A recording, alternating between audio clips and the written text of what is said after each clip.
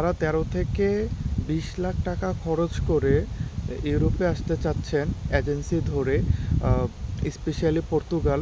তাদের জন্য আমি কিছু পরামর্শ দিতে চাই। সেটা হচ্ছে এজেন্সি করবে, তারা যেটা সুযোগ পায়, যদি সিজনাল ওয়ার্কের কন্ট্রাক্ট পেপার ম্যানেজ করতে পারে অথবা D1-এর জন্য 12 মাসের কন্ট্রাক্ট পেপার ম্যানেজ করতে পারে, তাহলে আপনাকে সেভাবে প্রপোজ করে বুঝিয়ে নিয়ে আসার চেষ্টা করবে আর কি। সো এখন আপনাদের জন্য মনে হচ্ছে যে টাকা গেলে যাক, আমি যেন যাইতে পারি, ঠিক আছে? আচ্ছা ঠিক আছে, কথাগুলো একটু মনোযোগ দিয়ে শোনার ট্রাই করেন, একটু বোঝারও ট্রাই করেন। এখন আপনার থেকে যদি টাকা নিয়ে যদি সে ভাইগা না যায়, সে যদি একটা 2 নাম্বারই হোক, ইলিগেলভাবে যেভাবেই হোক, সে যদি আপনার জন্য ওয়ার্ক কন্ট্রাক্ট টাকা দিয়ে কিনে ম্যানেজ করে তারপর প্রসেসগুলো করে, তাহলে আপনি তো অ্যাটলিস্ট আসতে পারলেন, আপনার টাকাটা লস হলো না। সো সেই ক্ষেত্রে ঠিক আছে, আপনি আসতে পারলেন 17 লাখ টাকা খরচ করে, কিন্তু এই জব কন্ট্রাক্টটা যেহেতু টাকা দিয়ে কিনা, তাহলে কিন্তু আপনি এখানে জব করতে পারবেন না।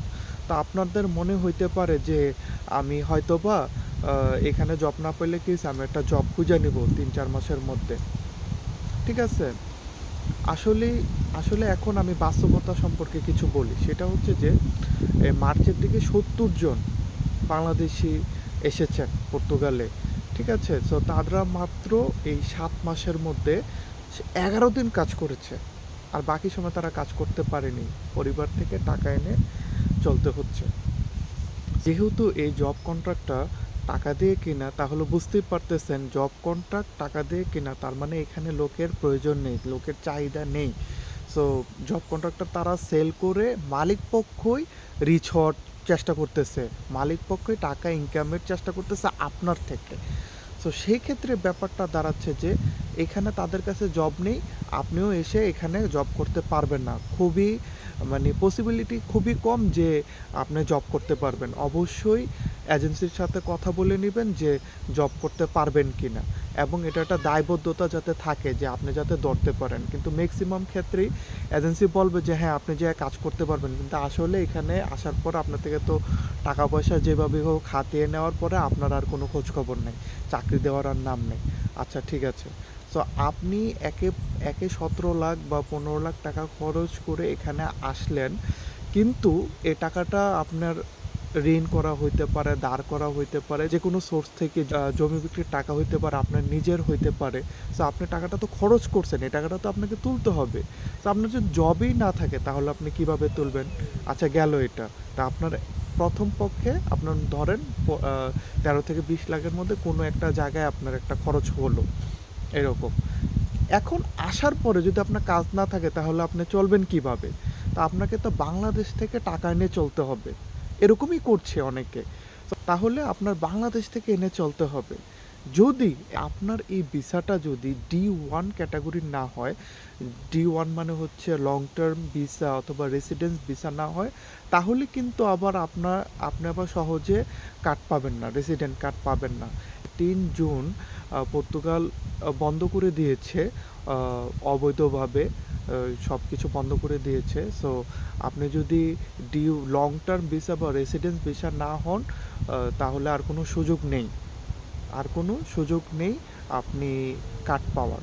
কিন্তু এখন যদি আপনি লিগ্যালভাবে আসলেন কিন্তু টেম্পোরারি ওয়ার্ক পারমিট নিয়ে, সিজনাল ওয়ার্ক ভিসাতে আসলেন বা টেম্পোরারি ওয়ার্ক ভিসাতে আসলেন, এটা লিগ্যাল। কিন্তু বিষয়টা হচ্ছে এরকম কোনো আমি আর্টিকেল দেখলাম না ওয়েবসাইটে যে টেম্পোরারি ওয়ার্ক পারমিটের জন্য রেসিডেন্ট কার্ডের জন্য অ্যাপ্লাই করতে পারবে। সো এখানে একটা কোয়েশ্চেন মার্ক আছে, আমি কিন্তু দেখি নাই, লিগ্যাল ওয়েতে নাই। সো ইন ফিউচার এটা হবে কি না সে উদ্দেশ্যে তো আপনি আইসা এখানে বিপদে পড়লে হবে না। আমি অনেক বাঙালিদের সাথে কথা বলেছি, তারা 70 জন এই বছর 24 সালের মার্চ মাসে তারা পর্তুগালে এসেছেন, 70 জন টেম্পোরারি ভিসা নিয়ে এসেছেন, ঠিক আছে? সো তাদের এই 6 থেকে 7 মাসে মাত্র তারা 11 দিন কাজ করতে পেরেছেন, তারা বাংলাদেশ থেকে টাকা এনে খরচ করতেছেন। তো তারপরে হচ্ছে তাদের ভিসাটা হচ্ছে টেম্পোরারি ভিসা, টেম্পোরারি ভিসা হওয়ার কারণে তারা কিন্তু এখনও কার্ডের জন্য অ্যাপ্লাই করতে পারেনি। তো খুবই মারাত্মক এবং ভয়াবহ একটা বিপদ।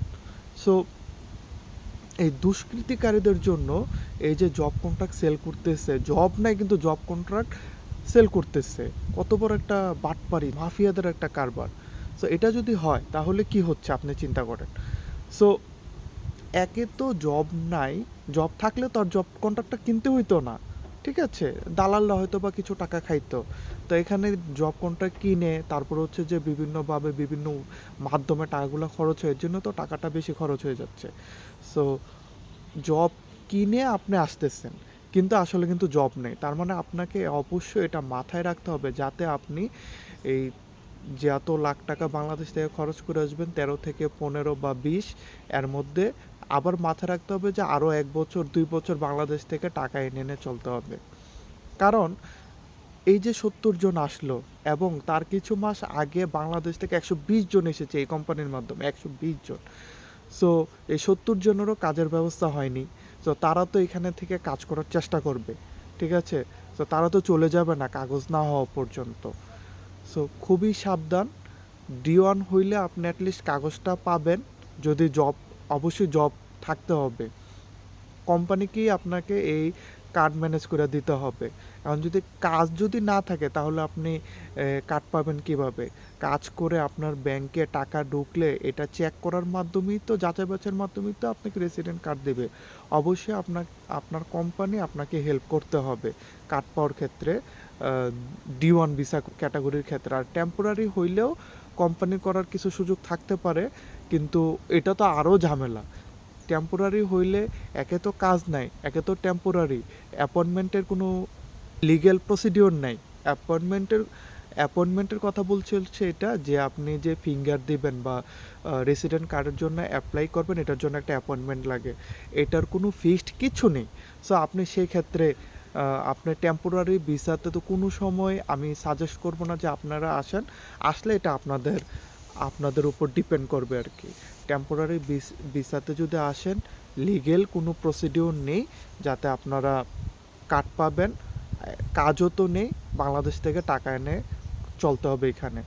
এটা এইটা হচ্ছে একটা বিষয় মাথায় রাখতে হবে। আপনারা বলবেন, এজেন্সিকে বলবেন যাতে D1 ভিসা ভিসা ক্যাটাগরিতে আসার জন্য। সো এবার ডিসিশন নেওয়ার পালা হচ্ছে আপনাদের। D1 ক্যাটাগরি হলে ভালো, ভালো বলতে এই আপনাদের কোম্পানি হেল্প করতে পারে কার্ড পাওয়ার ক্ষেত্রে, কারণ আপনারা মানে পর্তুগাল গভর্নমেন্টের লিগ্যাল প্রসিডিউরের মধ্যে আছেন। আপনার জন্য একটা অ্যাপয়েন্টমেন্ট ফিক্সড থাকবে, ফিক্সড আপনি অ্যাপ্লাই করবেন, কিন্তু এই কার্ড পাওয়ার উপরও ডিপেন্ড করবে কোম্পানির হাতে। কোম্পানি যদি আপনাকে ঠিকমতো বেতন প্রোভাইড করে তাহলেই কিন্তু এই যাচাই হয়ে যাবে যে আপনি কাজ করতেছেন। অ্যাটলিস্ট কার্ড পাওয়া পর্যন্ত আপনাকে কাজটা চালায় যেতে হবে, এরকম প্রতিশ্রুতি দিতে হবে, এরকম একটা ব্যবস্থা করতে হবে, ঠিক আছে? করতে পারে। আর টেম্পোরারি হইলে তো আপনার রেসিডেন্ট কার্ড পাওয়ার কোনো লিগ্যাল প্রসিডিউরই নেই। সো ডিসিশন আপনার হাতে। আপনি এখন 13 থেকে 20 লাখ টাকা খরচ করে এসে এখানে কাজ যদি না থাকে তাহলে বাংলাদেশ থেকে টাকা এনে চলার মতো সাপোর্টটা আপনার ফ্যামিলি আপনাকে দিতে পারবে কিনা 1 থেকে 1.5 বছর বা 2 বছর। সো এগুলা মাথায় নিয়ে আসতে হবে, কারণ এখানে বাঙালিদের দেখতেছি, আমার খুবই খারাপ লাগে আর কি তাদের এই কষ্ট দেখলে। খুবই মানবতার জীবনযাপন করতেছে ওনারা। সবাই ভালো থাকবেন, সুস্থ থাকবেন। Signing from Portugal.